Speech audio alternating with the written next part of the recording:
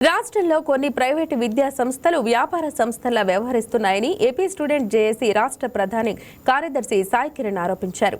బొబ్బిలిలో పర్యటించిన సాయి కిరణ్ యాదవ్ ప్రైవేటు యాజమాన్యాల తీరుపై తీవ్ర ఆగ్రహం వ్యక్తం చేశారు. విద్యా సంవత్సరం ప్రారంభం నుంచే తల్లిదండ్రులపై విద్యా సంస్థలు తీవ్ర ఆర్థిక భారం మోపుతున్నాయని అన్నారు. యూనిఫామ్ అడ్మిషన్ పేరిట భారీగా వసూలు చేస్తున్నాయని ఆరోపించారు.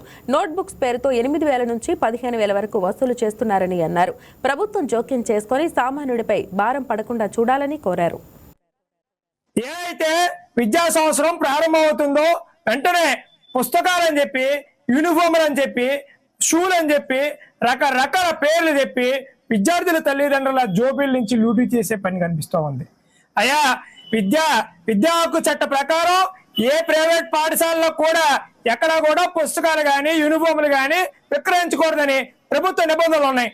ప్రభుత్వ నిబంధనలు తొంగలో తొక్కి ఈ రోజు వ్యాపారాలు జరుగుతున్నా ప్రతి సంవత్సరం విద్యార్థి సంఘాలు, ప్రజా సంఘాలు, తల్లిదండ్రులు ఎంతో మంది ఆల్రెడీ విద్యాశాఖ అధికారులకి లెటర్లు ఇచ్చిన ఎన్నో ఘటనలు జరిగినా కూడా ఇప్పటికీ కూడా ఈ వ్యాపారం కొనసాగుతూనే ఉంది. ఆల్రెడీ విద్యా సంస్థల్లో వ్యాపారం ప్రారంభించి విద్యార్థుల తల్లిదండ్రుల దగ్గర నుంచి అధిక మొత్తంలో డబ్బులు వసూలు పాల్పడతా ఉన్నారు. అయ్యా, ఈ రోజు ఎల్కేజీ పిల్లలు చూస్తే మినిమం 5,000 రూపాయల నుంచి 8,000 రూపాయల వరకు తీసుకునే పరిస్థితి.